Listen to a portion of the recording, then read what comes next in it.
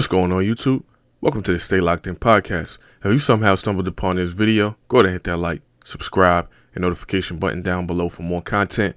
I got a crazy goal of about 10,000 subscribers. If you can help me manifest my goal into a reality, I would really appreciate it. With that being said, let's go ahead. Let's get right into this video. Let's go ahead and lock the in. All right, so boom.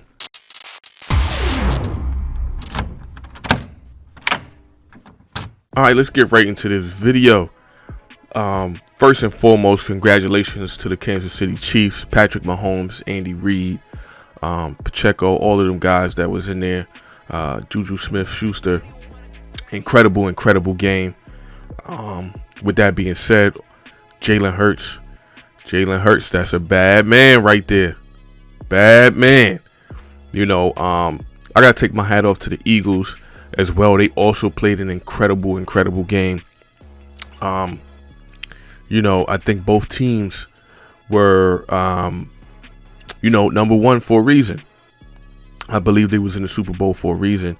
Top to bottom, from both of the O-lines. It was an incredible game, to say the least. I thoroughly enjoyed it myself. Like I said, I don't think enough credit goes out to both of the O-lines. I believe Kansas City didn't allow any sacks, and the Eagles pretty much didn't allow any sacks for pretty much the entire game. I believe it was 2 total sacks.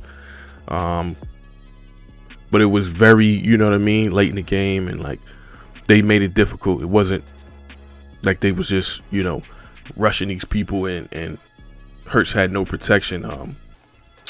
But with his mobility, I think that plays a factor into it too. That's a bad man right there, man. Shout out to Jalen Hurts. I think he has a bright future in the NFL. I believe he had like 300 something yards, no interceptions. Wasn't a whole lot of turnovers. There was some bad play calls and stuff like that. Some controversial play calls, especially at the end of the game.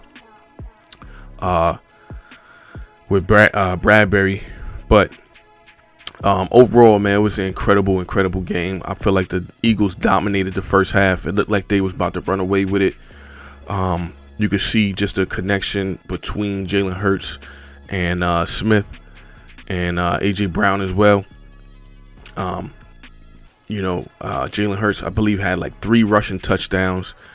So he was killing them in the air and on on the ground, excuse me. But yeah, man, it looked like Philly was getting ready to run away with it. Patrick Mahomes looked like he was injured. Didn't know if he was going to continue that, the second half.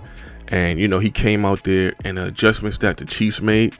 Shout out to Andy Reid, man. I believe the Eagles pretty much just got outcoached, to be honest with you. I think Andy Reid, the adjustments he made in the third quarter was ridiculous. You know what I mean? The connection between Patrick Mahomes and Kelsey was pretty much there all game.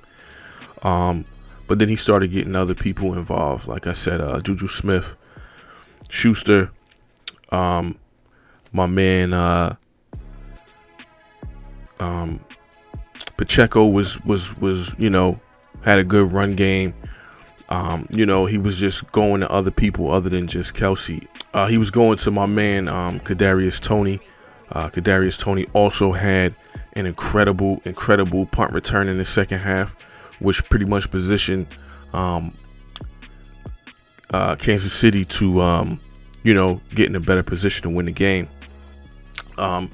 There was a lot of missed calls, man. I think there was Bradbury had one against I believe it was Smith-Schuster, where he was grabbing them and they didn't call that. But it was a critical call at the end of the game with the holding, and it pretty much sealed the deal for Philly, and they pretty much ran out the clock and kicked the field goal at the end of the game. But there was also a call prior to that I thought was pretty critical as well. I believe it was a incomplete pass that they called it, but I believe it was a fumble. it looked like a fumble. Nick Bolton had an incredible game as well. He was there. He picked up the ball, ran it into the end zone, and then they called it back. So I think that was also a critical call. I personally believe that was a fumble. That's what it looked like to me. I think there was another call with Goddard, who, he stepped out of bounds, and it was pretty much a close call if he caught the ball or not. It was pretty close. I personally feel like it wasn't a catch. He didn't really have control of the ball. I believe he had it like on his helmet or something like that. So it really wasn't the greatest call, I believe. But it did go in the Eagles' favor. I believe Andy Reid challenged it, not that same play, but the next play before they, snapped the ball. And, they reviewed it and determined that it was a catch. So there was some critical plays on both ends, man. It went pretty much down to the wire. It was a pretty high scoring game. I thought it was going to be in the 20s. I thought it was going to be a defensive game. But this is just a classic example of great offense just beating good defense. You know what I mean? Both defenses on both sides of the ball were incredible. This was a game, man. It was a game. It was damn sure a game.